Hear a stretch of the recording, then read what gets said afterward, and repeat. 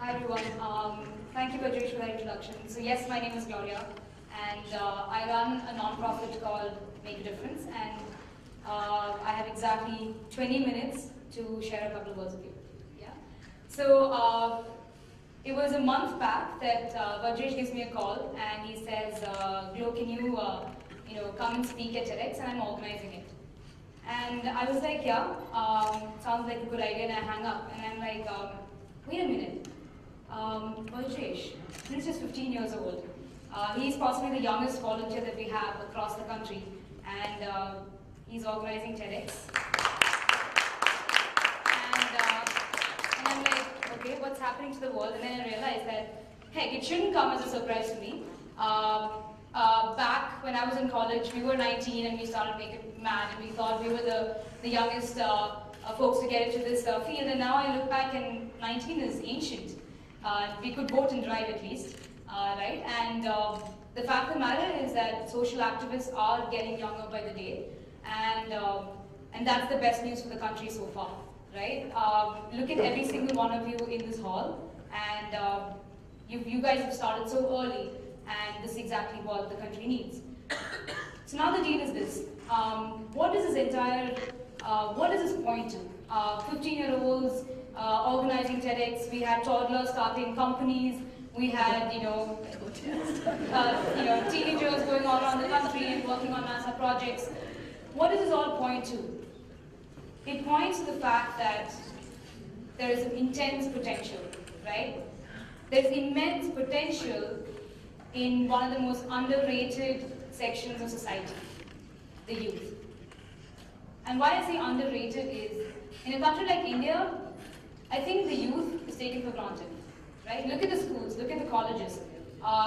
They're almost like cage institutions where you're expected to study, you're expected to stick to the processes, and you're expected to just pass the exams, right? But if you really look at it, the youth of the country is where the biggest potential is. And there are a lot of catchy phrases going around about youth on the other side. There's Youngistan, there is Young India. Everybody's saying that the future of India is among the youngsters, and that's where we need to make investments, etc. But you don't really see really serious attempts to really tap into that youth. Or the few attempts that are made are too few and far between that at the end of the day it's kind of lost in all the noise. Again, so yes, there's a ton of youth in India, because India also happens to have a huge population, so yes, we probably are the biggest section of society across the country if you look at it. That is one. And we're also supposed to have the highest potential. Now what is this potential that people are talking about? What is it about youngsters that is so different from the older folks? Right? Or what do they have more than the older folks, or at least to equal measure? In the last 7 years of working with youngsters, yes, there are quite a few things that I've noticed which is definitely going in their favor. One is that if you have to ever meet anybody who's energetic, they're probably the most energetic bunch out there. The rigor that they bring to everything that they do, their attitude of impossible is nothing. And often what you see is the youth or the youngsters take up goals that a lot of older folks may shy away from. It's not probably the most realistic for them, it's not practical, maybe you should not really look at that higher goal, be more achievable, etc. All of that comes from, or is tainted by past experiences of failures. But none of this is something that the youngsters need to be worried about. And that is really what fuels their energy. That's really what fuels that go-getter attitude that really takes them a long way in achieving everything that they want to achieve. That's what the real potential is that people are talking about, and we've demystified that. On the other side, let's look at the flip side. It's not all good being young. Youth also can be quite distracted, can be quite unstable. I want this today and you want something else the next day. Today you're excited about this goal, tomorrow the other one excites you. And yes, maybe in some cases the experience of actually gone through all of those failures, all of those learnings, really does add value to how you take decisions. And that's the flip side of being young and being hot-blooded, right? So now, knowing what really is the potential, right, and what really could be the weaknesses of this section, which is most of you in this hall, how do we harness this potential? Because we can't just let it go, knowing that this section of society is possibly the best thing that the country has. How do we harness the youth potential? I believe the answer is two, right? So it needs to be a combination of two things. One is, can we find a system that will channelize and mold their energies towards a positive change? Can we shape their attitudes, or the youngsters' attitude, in such a manner that they get realistic at the same time they don't drop their go-getter attitude? Can the right guidance and focus be given so at the end of the day there's faster impact that's created by this section of the population than the rest? And the answer to all of that is creating that system. And what is that system? It's nothing but a social corporate. How many of you know what a social corporate is? Anybody? It's nothing new. It's a corporate, just like any other corporate, but you remove the profit and you put a social impact or a social goal in front of it. A social corporate is just the way any business is run, with the same process, with the same systems, with the same manpower planning, except you're not creating profit, but you're channelizing all of that towards a social impact, towards a common goal, towards a positive impact in the community. That is the first system that you can put in place to harness youth potential. Why? Because it really channelizes the youth energy, it really channelizes the focus and ensures that everybody's on a fast drive mode to create impact. That is one. What's the second big thing that we need to do to be able to harness this potential? The second one is making sure that we're creating a system or a model which is participatory. What is a participatory model? It's nothing but a platform where anybody can participate. For example, a participatory model is what you can call a movement. Think about all the movements that you know, the freedom struggle, the apartheid. All of them are movements, and the strength of the movement is in its numbers, is in the masses. And if you put both of this together, which is a social corporate, create a system like a social corporate, create a platform like a movement or a participatory model, and what you have is a solution to harnessing youth potential. And that is what my organization is. That is what Make a Difference is. Make a Difference is a movement that is modeled around a social corporate. Make a Difference harnesses the potential of over 2,000 volunteers across the country towards a common goal. Because we believe that the best resource to harness, to get the most focused effort, to be the ones that are the go-getters, the ones who will achieve the goal the fastest, is the youth, and hence we harness that. But towards what end goal? So what is the end goal that an organization like Make a Difference is going for? It's simple. It's social justice. Again, there are different variations of how you look at social justice, but for MAD, social justice is about bringing equality in education and childcare to the most vulnerable sections of society. And for MAD, the most vulnerable section or the link in any society is its children.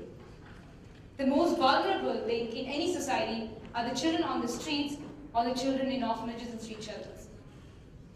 So what Make a Difference does is, yes, we harness youth potential. All of our volunteers are college students between the age of 15 now that budget is in, 15 to 25.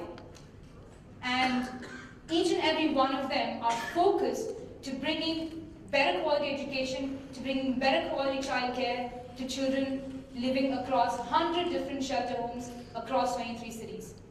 And that's what MAT does. Now the question is, why education equality? Why childcare? Why not some other cause? Well, the reason is that, yes, every single one of those causes are the causes that matters, but if we are to harness so much of potential and we're going to spend so many hours in solving a problem, we want to solve the problem using the one silver bullet. And we believe that the one silver bullet to solve a lot of our communities or our society's problem is inequality of education. How can we make sure that every single nook and corner of the country gets the same quality of education that you and I got? That every single one of those children out there in the streets or in those shelter homes get the same childcare that you and I got. Why?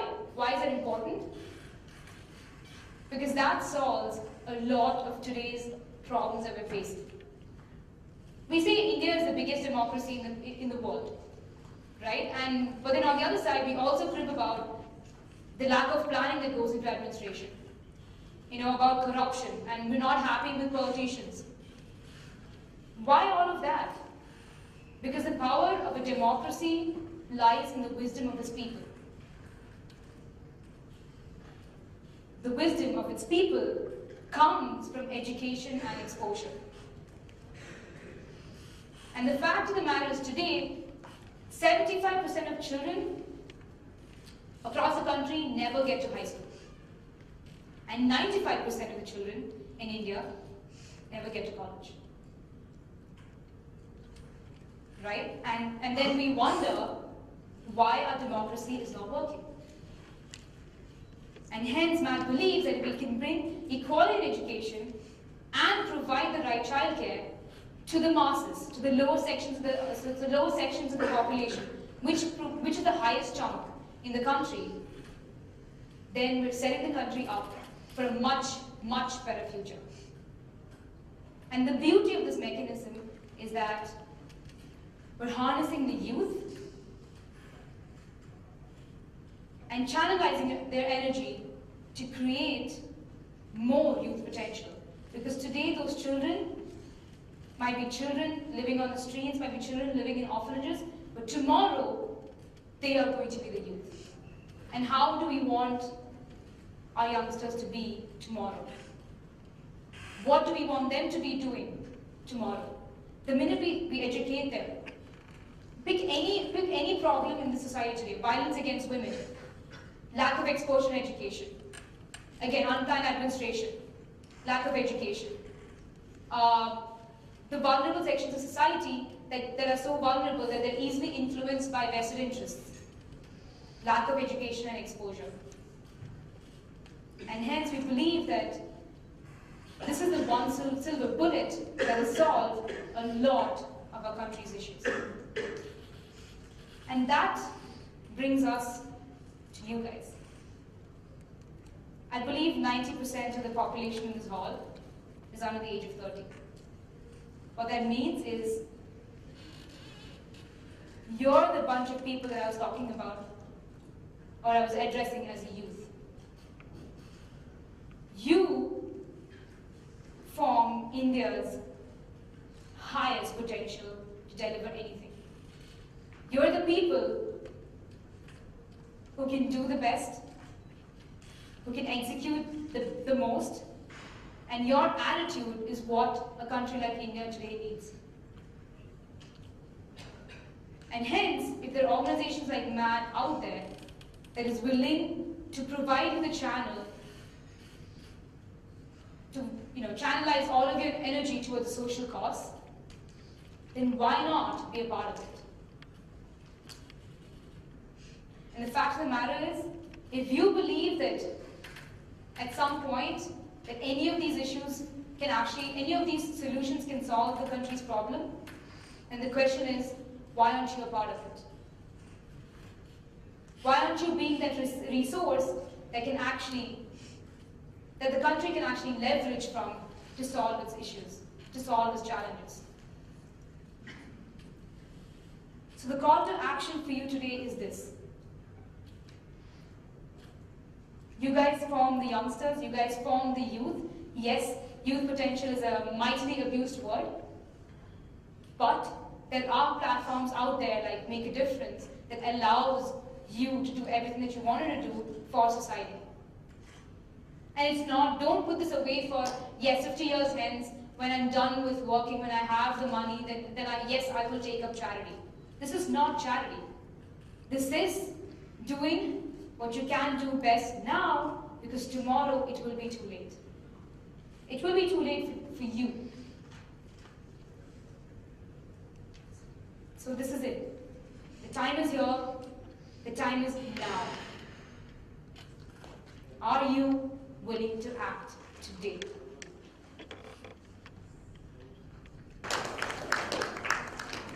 And just quickly, like I said, this is just something that I wanted you to think about.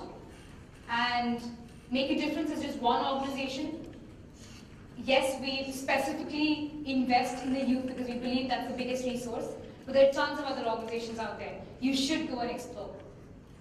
And what you find, you will be amazed with. And you realize how much of a transformation you will go through once you become a part of these movements, once you start actively solving the country's problems. And I'd like to show you a quick video. And every time I look at this video, it gives me goosebumps. Why? Because it just reiterates the fact that, again, if you provide a system to the youth, they will go over the top, they will shoot through the roof, and they will give you something that you never expected was possible. This video is that of a dream camp. A dream camp was one of MAD's projects where the volunteers in the city takes initiative to provide the children, their children, which is basically the children that they teach in the orphanages and street shelters, 3 best days of their life. So they pick out whatever you guys wanted to do when you were a kid. During the dream camp, the volunteers in the city made that happen for their kids. And that was their way of saying, you know what, you might be in a shelter home, but your potential is much more, and you can be much more. And this entire project was from beginning to end, right from this video to everything, was done 100% by college students below the age of 20. And it was done so professionally that I'm yet again saying that, you know what, I shouldn't be surprised.